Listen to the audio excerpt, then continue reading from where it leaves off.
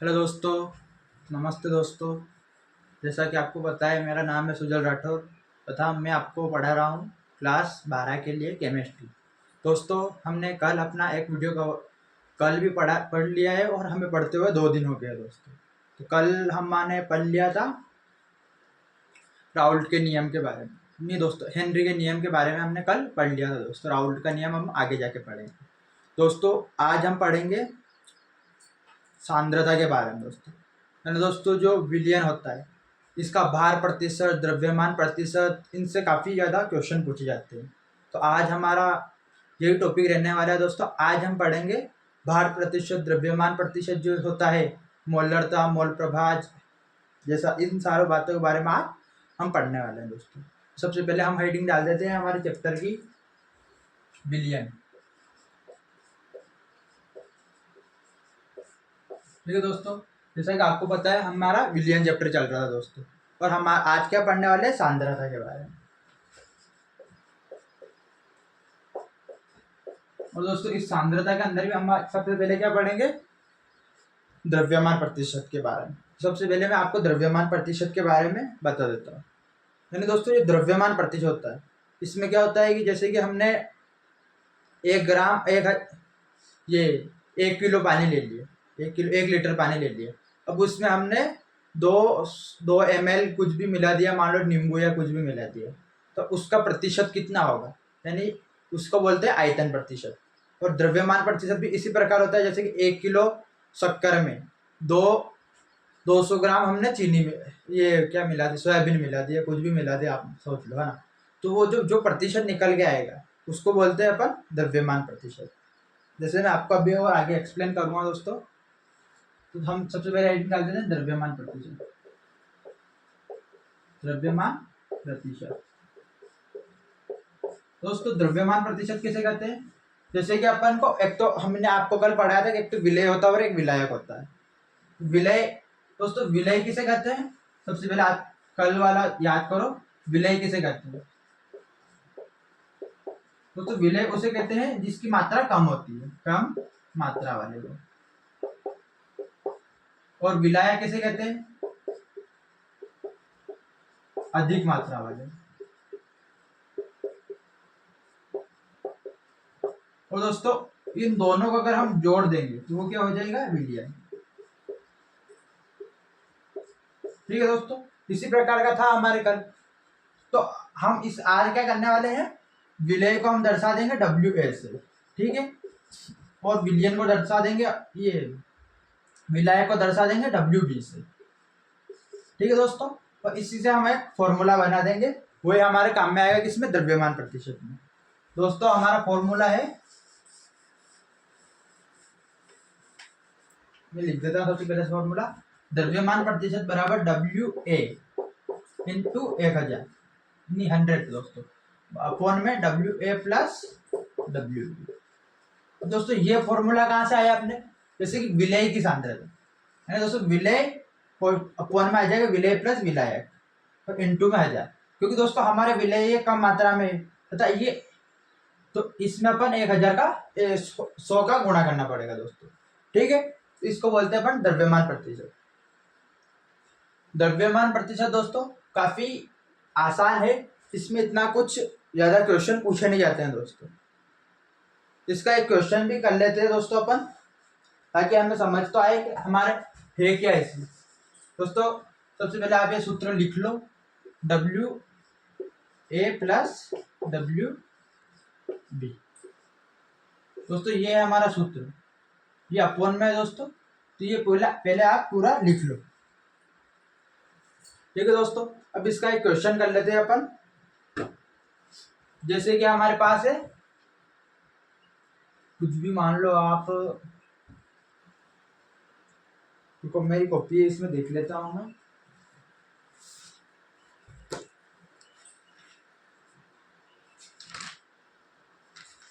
सबसे पहले दोस्तों इसी में से क्वेश्चन दे देता हूं मैं आपको। एक 40 ग्राम NaCl NaOH को 160 ग्राम जल में घोलने पर प्राप्त विलयन का भार बता दोस्तों।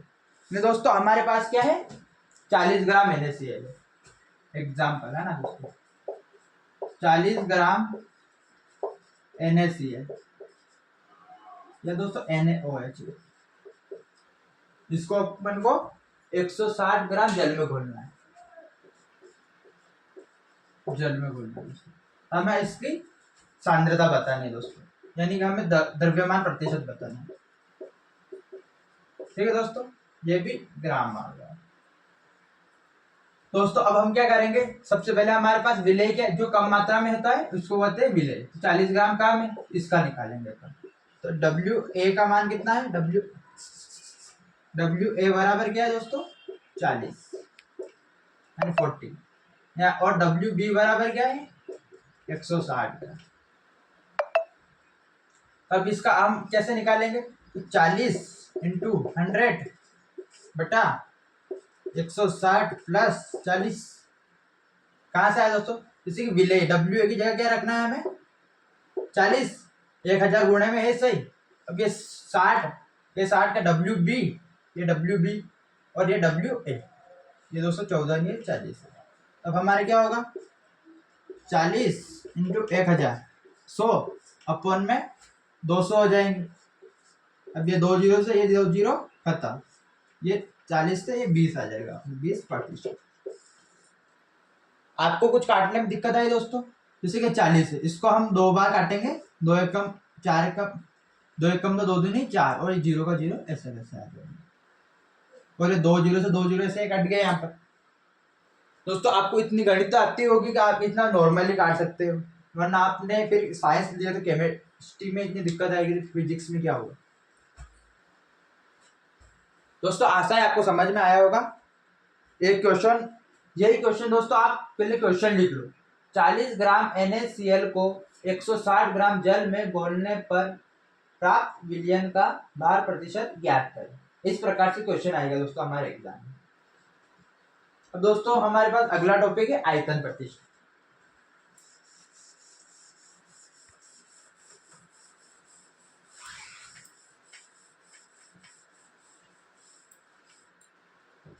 दोस्तों आप अगला टॉपिक लिखना आयतन प्रतिशत।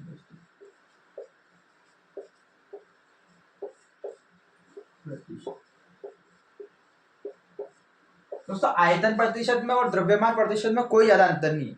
जैसे कि हमने द्रव्यमान प्रतिशत में जो माना था, क्या माना था, जैसे हमने इसमें द्रव्यमान लिया था, इसी प्रकार इसमें आयतन लेना है। जैसे दोस्तों इसमें होगा अपने VA अपॉन में VA प्लस VB इंटू 100। दोस्तों ऐसा क्यों हुआ, क्योंकि आपने जिस जगह द्रव्यमान यानी W लिया था उस जगह अपन को V लेना है, V यानी आयतन और द्रव्यमान यानी भार। ठीक है दोस्तों, ये है इसका फॉर्मूला पूरा का पूरा। अब ये द्रव्यमान प्रतिशत और आयतन प्रतिशत एक जैसे ही है अपने, तो अपन इसी से काम चला लेंगे दोस्तों। अब इसका भी एक एग्जाम्पल बता देता हूँ। आज ही मैंने कॉपी ली है, क्योंकि एग्जाम्पल के लिए अपन एग्जाम्पल तो नहीं याद रख सकते, एग्जाम्पल तो हमें इसी में से लेना पड़ेगा ना। दोस्तों मैं आपको एक एग्जाम्पल लिखा भी दूंगा या सिर्फ यही करा दूं। दोस्तों मुझे इस कॉपी में कुछ दिखाई नहीं दे रहा।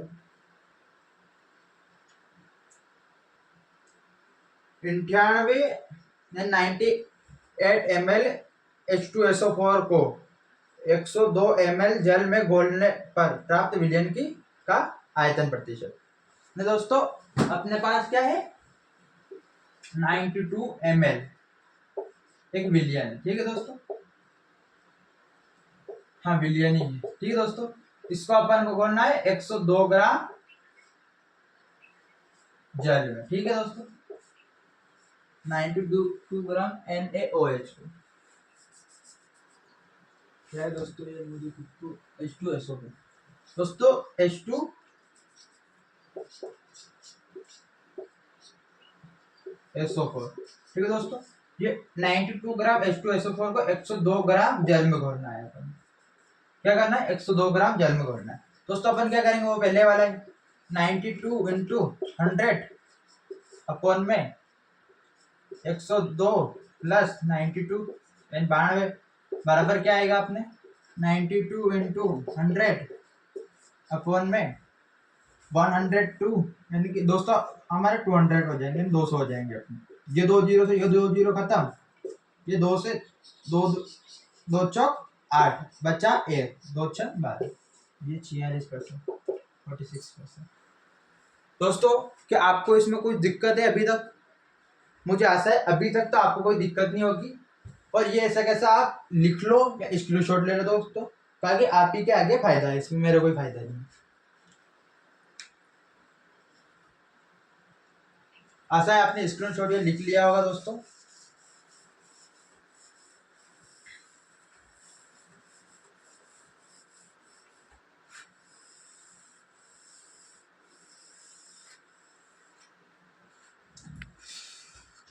अब दोस्तों हमारे पास अगला टॉपिक आता है पार्ट्स पर मिलियन या पीपीएम।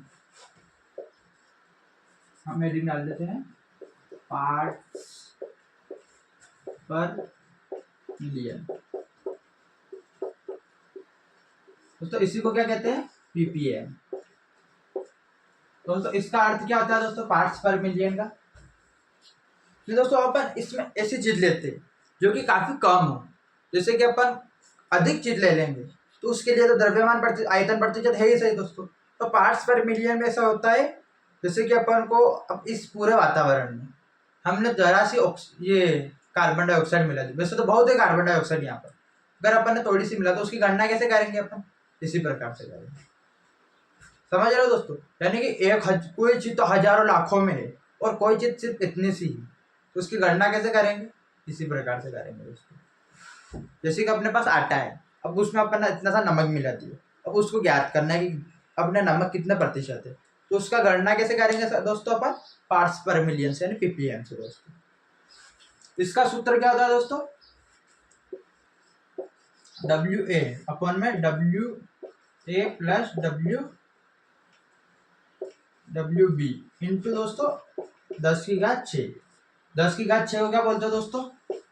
1 2 3 4 5 6, ये इतना बड़ा है, यानी इकाई दहाई सैकड़ा हजार 10,000 लाख 10 लाख, यानी 10 लाख। 5 जीरो में होता है 1 लाख और 6 जीरो में हो जाएगा 10 लाख। ठीक है दोस्तों, तो ये है अपना पार्ट्स पर मिलियन का सूत्र दोस्तों। अब इसमें क्या है, बहुत कम संख्या याद करनी। अब इसका एक एग्जांपल देता हूं मैं आपको।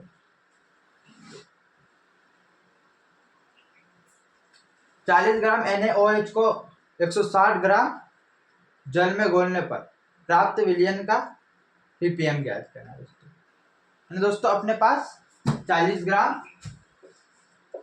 NaOH, इसको अपन को 160 ग्राम जल में घोलना है दोस्तों। इसका अपन क्या करेंगे, अब सब ऊपर आ जाएगा अपना 40 ग्राम इंटू 10⁻6। ठीक है दोस्तों। अब 160 और 40 कितना होगा? 200। दोस्तों अपन को कम से कम लिखकर ज्यादा से ज्यादा समझना है। हर चीज लिखोगे दोस्तों तो जिंदगी में दोस्तों आप कुछ भी नहीं कर पाओगे, ऐसा भी नहीं, लिखना भी आवश्यक है, पर दोस्तों कम से कम लिखना है यानी। ठीक है दोस्तों, 40 1 जीरो से तो 1 जीरो काट दो, और 1 जीरो से यहाँ पे 10⁻5 है तो क्या हो जाएगी? 6 है तो क्या हो जाएगी? 5 हो जाएगी दोस्तों।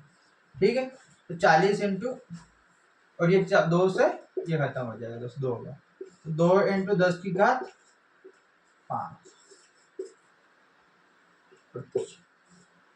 ये हो जाएगा अपना इसका आंसर दोस्तों। अब ये अपना आंसर कितना बड़ा होगा, क्योंकि अपन ने एग्जाम्पल दोस्तों बहुत बड़ा ले लिया था। अगर अपन को बहुत छोटी मात्रा निकालनी होती तो ये बिल्कुल छोटा एग्जाम्पल ये आता है दोस्तों आंसर।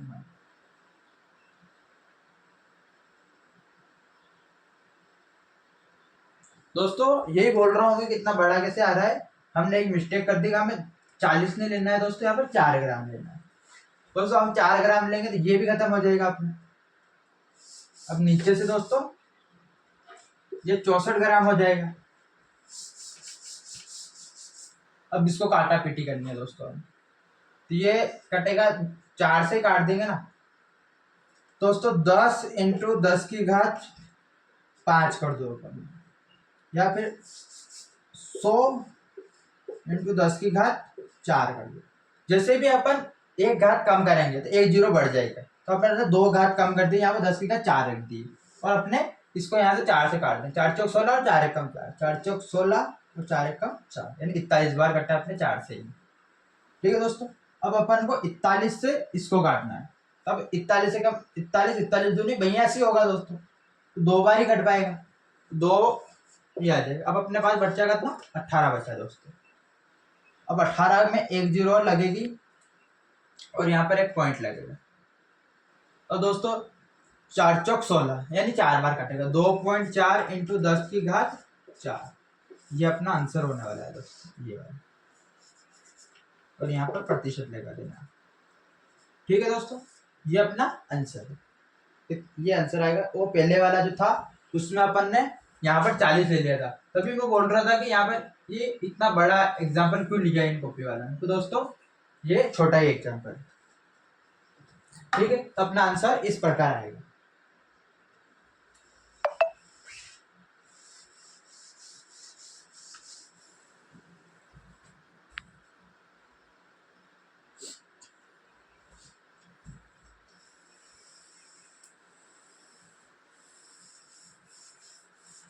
दोस्तों हमारे पास अगला जो टॉपिक आएगा वो अपना रहने वाला है मॉल प्रभास दोस्तों, मॉल प्रभास।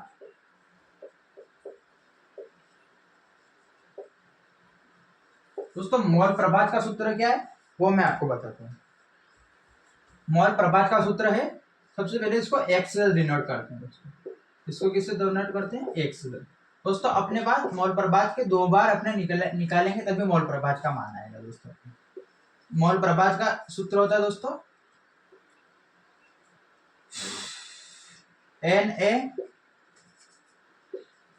Na प्लस, अरे दोस्तों क्या लिख रहा हूँ, Na अपन में Na प्लस NB, ये अपना दोस्तों मॉल प्रभास का सूत्र है। ये एक्स ए का है, ये एक्स बी का भी निकालिए दोस्तों। अपन को निकालना है कि अगर हमें Na का मान निकालना है तो एक्स से कर देंगे, अगर हमें NB का मान निकालना होगा तो एक्स बी कर देंगे। तो NB कोष्टक में Na प्लस NB, ये होगा अपना सूत्र। ठीक है दोस्तों, अब आप सोच रहे होंगे कि Na क्या होता है, ये तो बताओ हमें पहले, डायरेक्ट ऐसे कैसे कर लेंगे अपन। दोस्तों वो भी बताऊंगा मैं आपको, सबसे पहले ये आप ये याद रख लो दोस्तों। अब Na क्या होता है दोस्तों, Na बराबर होता है अपना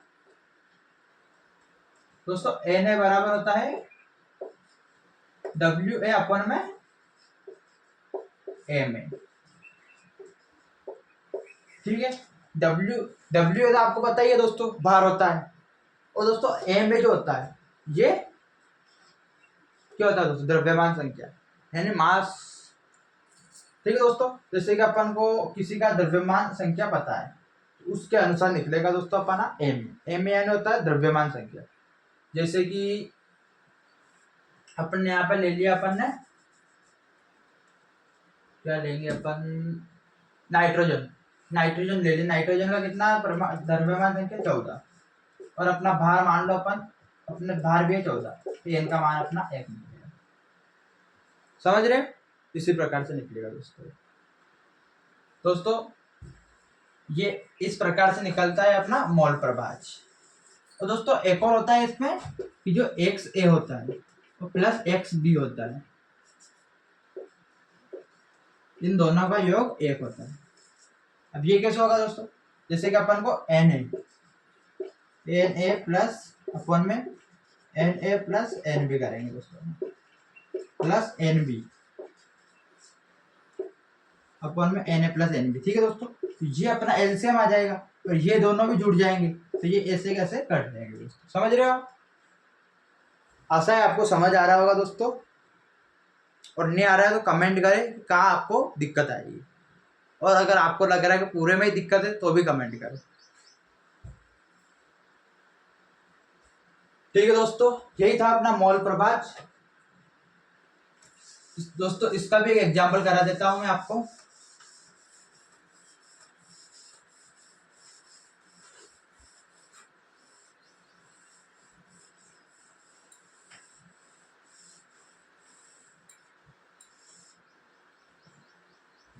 दोस्तों मॉल प्रभाज का एग्जाम्पल बताता हूं मैं आपको।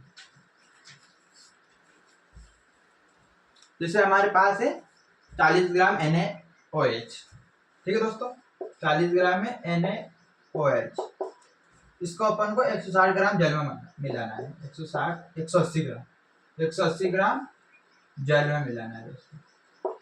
और दोस्तों जल का सूत्र क्या होता है, H2, ठीक है।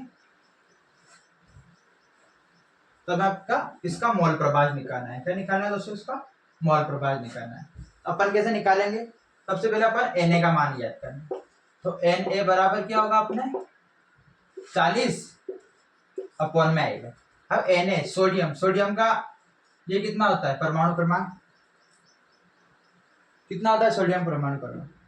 तो दोस्तों अपने जो रहने वाला है ये इस प्रकार से रहेगा दोस्तों, सोडियम का रहेगा 23, ठीक है दोस्तों। अब O का कितना होता है 16 प्लस H का कितना होता है 1, इन सबको जोड़ेंगे तो कितना आएगा 40। तो 40 अपॉन में 40 बराबर 1। और दोस्तों अपने पास एक और है H2O, तो H2O का कितना रहने वाला है NB बराबर कितना होगा दोस्तों अपने 180 अपॉन में H का होता है 1 इंटू 2 प्लस 16। दोस्तों ये कितना हो जाएगा 180 अपॉन में 18, अब इससे कटेगा तो हो जाएगा अपना 10, ठीक है दोस्तों। अब अपने क्या होगा आगे, जैसे कि अपन इन दोनों को अब अपना सूत्र लगाएंगे। तो Na सूत्र लिख देता हूं दोस्तों इधर आपके लिए, Na अपॉन में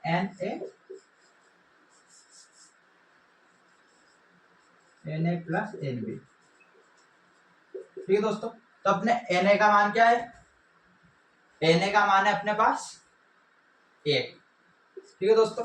और NB का मान कितना है 1 प्लस ये 10 हो जाएगा अपना दोनों का योग, ठीक है दोस्तों। अब अपने पास क्या है दोस्तों, अब ये हो जाएगा अपने 11, तो 1 अपॉन में 11।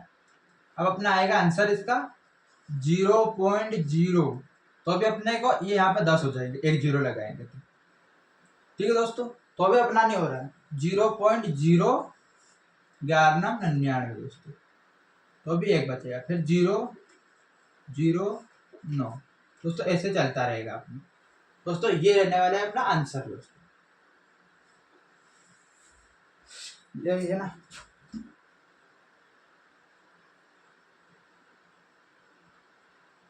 यानी दोस्तों आप यूं भी समझ सकते हो, ये नहीं होगा दोस्तों, थोड़ा सा मिस्टेक करिए अपने, जैसे कि अपना 1 अपॉन में 11, ठीक है दोस्तों। अगर अपन पॉइंट लगाएंगे तो 1 0 लग जाएगा, और अगर एक और 0 लगाएंगे तो 0.09 आएगा दोस्तों, ठीक है।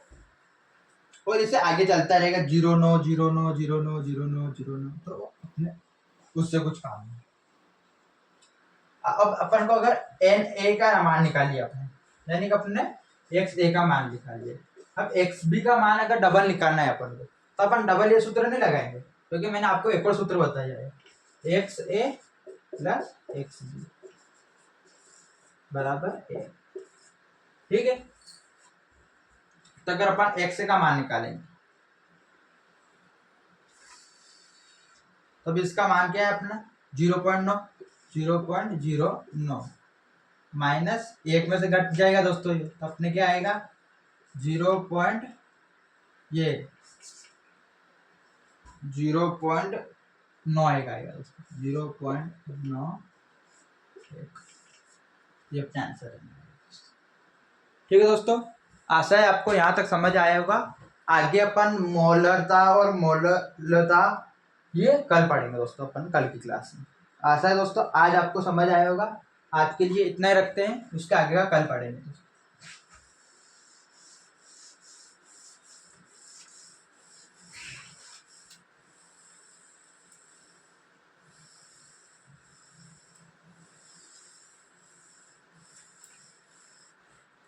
ठीक है दोस्तों, जय श्री राम, राधे राधे।